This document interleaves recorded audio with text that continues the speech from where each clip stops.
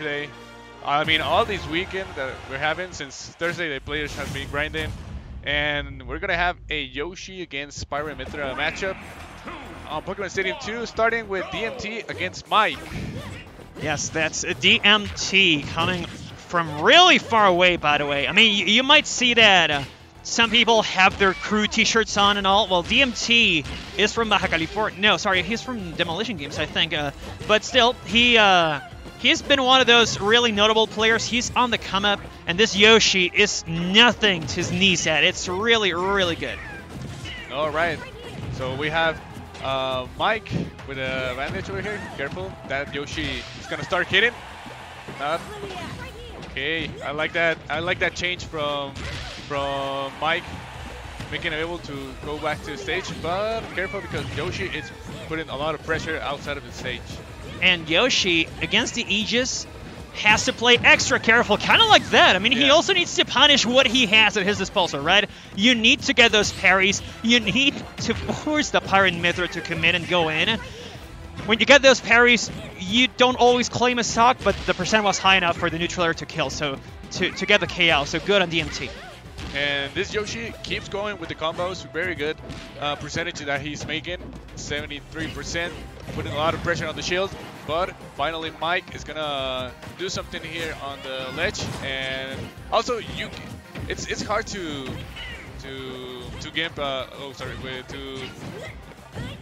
To Yoshi, like coming back to the stage. And Yoshi usually might get stepped on. We know that a footstool on Yoshi pretty much means the sentence that your stock is going away. And look at this, though. DMT clearly has no issue going in. He is getting a lot of really solid conversions. The up tilt gets you so much, usually. And the up air, of course, is going to get those knockouts. So he's still living to a very high percent. Yeah, this Yoshi, well, finally lose the stock against this side B from Pyra. Really good movement from here. And this is the Mythra with the combos. Oh, he's gonna make it back. There's no punish. There's punish, of course, from this Yoshi. DMT has been playing a very good punish game for now.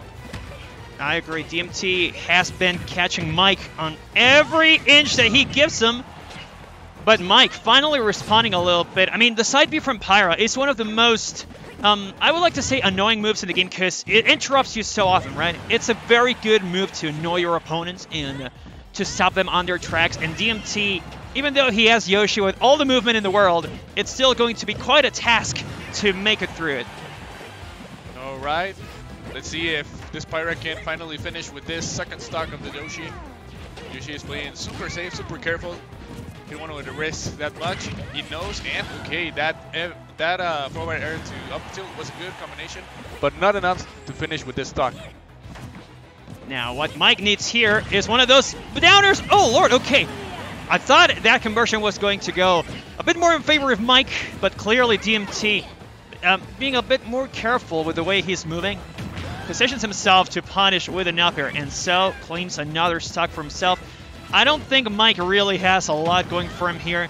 He is really close to getting knocked out, and it's really only a matter of getting a single conversion, kind of like this one, but Mike protects himself in time! Not from this forward smash, though.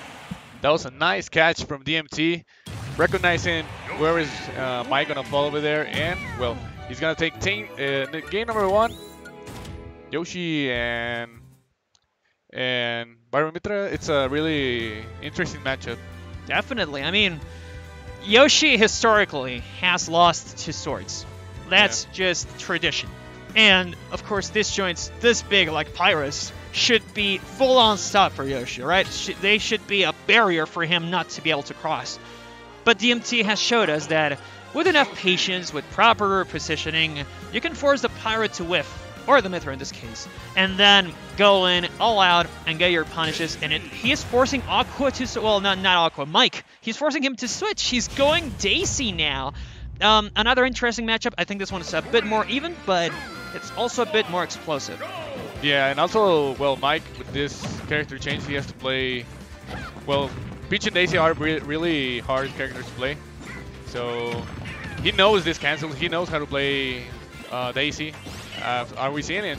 getting a good conversion, 64%. So starting and that down tilt to up B is going to be a really good percentage, taking this Yoshi to 83%.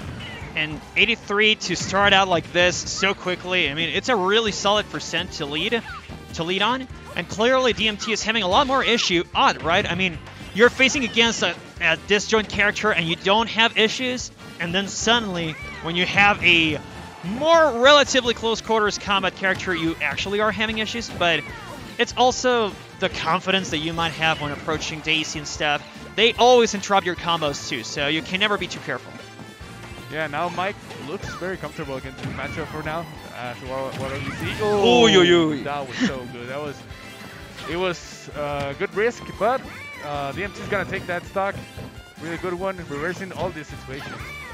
And to get a spike like that, I mean, I hope that Mike isn't too shook, of course, but to get hit by that once means that he's going to cover for that option a lot more often too, meaning that the same positioning might be a bait. I mean, DMT can bait Mike into protecting himself from those forward airs off stage and then get something else. But Mike seems to have found a very good tool here. And so, no! Okay, DMT getting the super rare spike or semi-spike hitbox with the downer and getting the stock.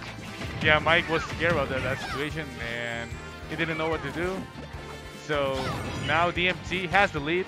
That was a very fast situation over there. And the Papers are gonna roll because now DMT is taking this game for now.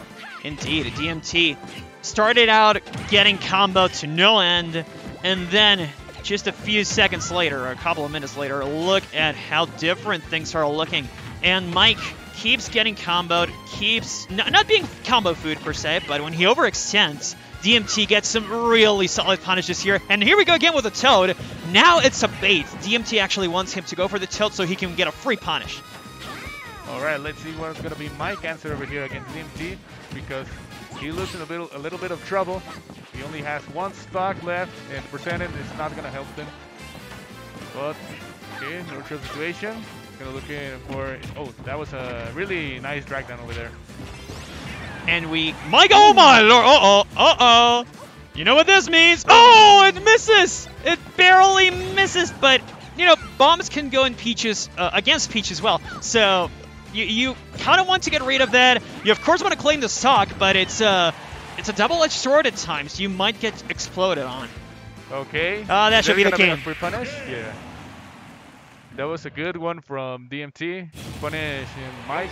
And he's going to take this game 2-0. And he's going to advance in this pools of Smash Factor 9. Yes, he is. And, you know, these pools, well, for starters, Smash Factor has around 700 entrants.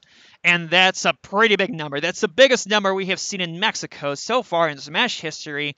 And of course, across all games, it's around 1,000 total entrants. So people here, I would say that even getting a single game victory should be a win. Like in their book, to win a set, it's an even bigger win. To get out of pools, you can brag about that. And of course, claiming the title, well, that's bragging rights for life. Yeah, and that's because almost everyone from Mexico and Latam are here. So it's a super stacked tournament.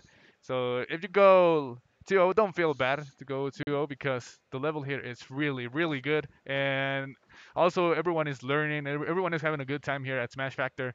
It's at be